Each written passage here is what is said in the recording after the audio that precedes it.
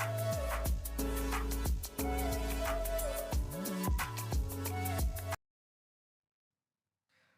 Friends, welcome to knowledge world. આજે આપણે જોવાના છે 29 ડિસેમ્બર 2023 ના G3Q આધારિત ક્વિઝના જવાબો। શરૂઆત કરીએ।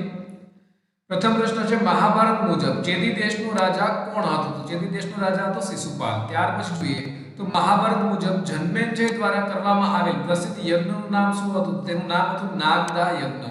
નેક્સ્ટ જોઈએ આપણે તો ગુજરાત સરકારના વિજ્ઞાન અને ટેકનોલોજી વિભાગ દ્વારા ઇન્સ્ટિટ્યૂટ ઓફ સિસ્મોલોજીકલ રિસર્ચ યાની કે ISR ની સ્થાપના છે તે ક્યારે કરવામાં આવી હતી? તેની સ્થાપના છે વર્ષ 2003 માં ગાંધીનગર ખાતે કરવામાં આવી હતી। આઝાદી કા અમૃત મહોત્સવ સત્તાવાર રીતે કઈ તારીખે પૂર્ણ થયો?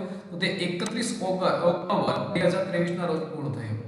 નેક્સ્ટ જોઈએ તો ગિફ્ટ સિટી નું પૂરું નામ શું છે? તો તેનું પૂરું નામ છે Gujarat international finance tech city. Next જોઈએ તો IGST નું પૂરું નામ શું છે? તો IGST નું પૂરું નામ છે integrated goods and service tax. ત્યાર પછી જોઈએ ગાંધી સાગર ડેમ કઈ નદી પર આવેલો છે? તો તે ચંબલ નદી પર આવેલો છે। 19મી એશિયન ગેમ્સ 2023 ના ભારતીય વિમેન ક્રિકેટ ટીમના કેપ્ટન કોણ હતા? તો તે હતા હરમનપ્રીત કૌર। ત્યાર પછી જોઈએ તો 19મી એશિયન ગેમ્સ 2023 માં અનાહત સિંઘે સ્ક્વોશમાં કયો મેડલ જીત્યો હતો? તેઓએ કાંસ્ય પદક છે તે જીત્યો હતો। ત્યાર પછી જોઈએ તો 19મી એશિયન ગેમ્સ 2023 મેડલ વિજેતા કોનેરો હમ્પી કઈ રમત સાથે સંકળાયેલા છે? તો તેઓ શતરંજની રમત સાથે સંકળાયેલા છે। नेक्स्ट જોઈએ તો विश्व हिंदी दिन कब मनाया जाता है? तो 10 जनवरी को मनावामा आवे छे। विश्व में सबसे अधिक बोली जाने वाली भाषा इसमें से कौन सी है? तो इंग्लिश छे ते विश्व में સૌથી વધારે બોલાતી ભાષા છે। ત્યાર પછી જોઈએ આપણે તો देवनागरी लिपि में उच्चारण के आधार पर हिंदी में कुल कितने वर्ण है? तो हिंदी में कुल 11 स्वर અને 35 વ્યંજન છે। ત્યાર પછી જોઈએ વંદે માતરમ की रचना किसने की? तो બંકિમચંદ્ર ચટ્ટોપાધ્યાય છે તેઓના દ્વારા વંદે માતરમની રચના છે તે કરવામાં આવી છે। ત્યાર પછી જોઈએ મહાભારત મુજબ દુર્યોધનની માતાનું નામ શું હતું? તેની માતાનું નામ હતું ગાંધારી। ત્યાર પછી જોઈએ તો દ્રૌપદીના ભાઈનું નામ શું હતું? તો દ્રૌપદીના ભાઈનું નામ હતું દૃષ્ટિદેવ અને આપણો જવાબ પણ આ જ આવશે। અને જાણકારી માટે તેને એક બીજા શિખંડી અને સત્યજીત છે તે પણ હતા। ત્યાર પછી જોઈએ આપણે તો આંતરરાષ્ટ્રીય યોગ દિવસ 2023 ક્યારે ઉજવવામાં આવ્યો? તો તે 21 જૂને ઉજવવામાં આવે છે। ઈમમતા પહેલનો હેતુ શું છે? તો આ પહેલ છે તેનો હેતુ છે કે વ્યક્તિગત સગર્ભા માતાઓ વ્યક્તિગત બાળકો અને 0 થી 6 વર્ષની વયના જે કિશોરો છે તેમની સંપૂર્ણ વિરુદ્ધ સાથે નોંધણી કરવાનું છે। કયો દિવસ વિશ્વ વસ્તી દિન તરીકે ઉજવવામાં આવે છે? તો 11 જુલાઈને વિશ્વ વસ્તી દિવસ તરીકે ઉજવવામાં આવે છે। વંદે માતરમના રચયિતા કોણ છે? આ પ્રશ્ન ડબલ વખત આવી ગયો છે, એક હિન્દીમાં અને બીજો ગુજરાતીમાં, તો તે છે બંકિમચંદ્ર ચટ્ટોપાધ્યાય। નેક્સ્ટ જોઈએ તો ગાંધીજીએ ભારતમાં આવીને સૌપ્રથમ કયો સત્યાગ્રહ કર્યો હતો? તેઓએ ચંપારણ સત્યાગ્રહ છે તે કર્યો હતો। નવજવાન ભારત સભાનું ઘોષણાપત્ર કયા ક્રાંતિવીરે તૈયાર કર્યું હતું? તો તે કર્યું હતું ભગતસિંહ દ્વારા। ચંદ્રયાન 1 ની કોની અધ્યક્ષતામાં લોન્ચ કરવામાં આવ્યું હતું? ચંદ્રયાન 1 છે તે માધવ નાયરની અધ્યક્ષતામાં લોન્ચ કરવામાં આવ્યું હતું। ત્યાર પછી તો ચંદ્રયાન 2 કયા વર્ષે લોન્ચ થયું હતું? તે થયું હતું 22 જુલાઈ 2019 માં, એટલે કે 2019 ના વર્ષમાં લોન્ચ કરવામાં આવ્યું હતું। નીચેનામાંથી કયા મહાપુરુષે વેદો તરફ પાછા વળવાનો નારો આપ્યો હતો? આ નારો છે તે સ્વામી દયાનંદ સરસ્વતી દ્વારા આપવામાં આવ્યો હતો। G20 સમિટની સત્તાવાર ભાષા કઈ છે? તો અંગ્રેજી, ફ્રેન્ચ અને સ્પેનિશ છે તેની સત્તાવાર ભાષા છે।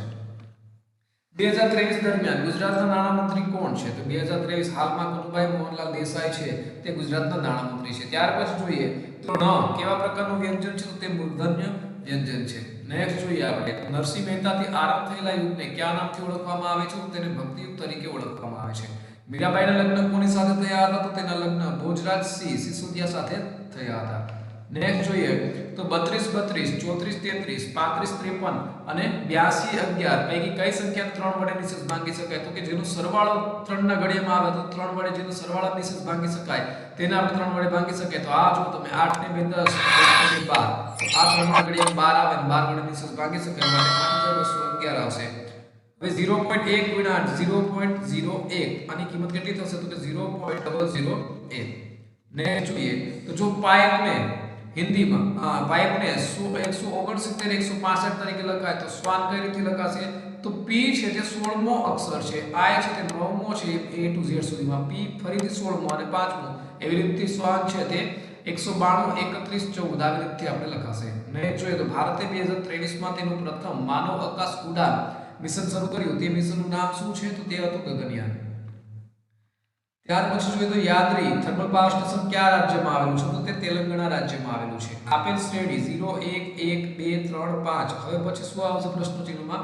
આ તમે જો તો આનો સરવાળો 0 + 1 બરાબર તો કે 1, ફરીથી 1 + 1 બરાબર 2, ફરીથી 1 + 2 બરાબર 3, 2 + 3 બરાબર 5, 3 + 5 બરાબર આ શું આવશે? તો કે 8 આવશે.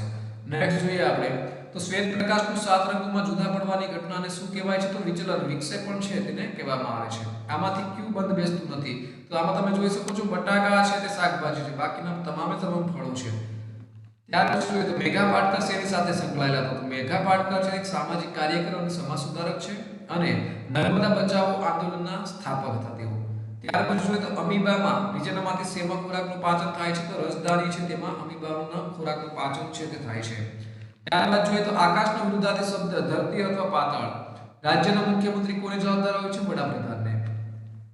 આ ધર્મનો વિરુદ્ધાર્થી શબ્દ બાપકર્મી. ત્રિપિટક કયા ધર્મના પવિત્ર પુસ્તકો છે? તો તે છે બૌદ્ધ ધર્મના.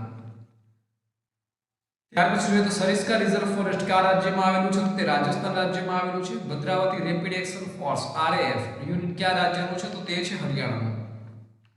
કઈ ઘટનાએ ભારત સરકારને ઓપરેશન મૈત્રી શરૂ કરવા માટે પ્રેરિત કર્યું હતું? તો જે ભૂકંપની ઘટના બની હતી 26 એપ્રિલ 2015 માં તેણે ઓપરેશન મૈત્રી શરૂ કરવા માટે પ્રેરિત કર્યું હતું. પાવર સેક્ટરમાં પાવર લોસ ઘટાડવા અને કાર્યક્ષમતા વધારવા માટે કયો મુખ્ય ઉપાય અમલમાં મૂકવામાં આવી રહ્યો છે? તો સ્માર્ટ મીટરિંગ છે તે અમલમાં મૂકવામાં આવી રહ્યો છે.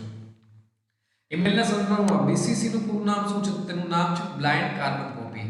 આનો શબ્દ કોણે બનાવ્યો છે? તો આ જે શબ્દ છે તે ડેમોક્રેટ્સ એ બનાવ્યો છે. માટે તે જવાબ આવશે. તો આ સાથે આપણો આજના દિવસનો વિડિયો પૂર્ણ થાય છે. બીજા અગત્યના વિડિયોની લિંક પર સ્ક્રીન ઉપર આપેલી છે, જ્યાંથી તમે તે વિડિયો જોઈ શકો છો અને ચેનલમાં નવા તો અહીંથી ચેનલ તમે સબસ્ક્રાઇબ છે તે પણ કરી શકો છો. તો આ સાથે આજનો વિડિયો પૂર્ણ થાય છે. ફરી મળીશું નવા વિડિયોમાં. ત્યાં સુધી રજા આપશો. નમસ્કાર.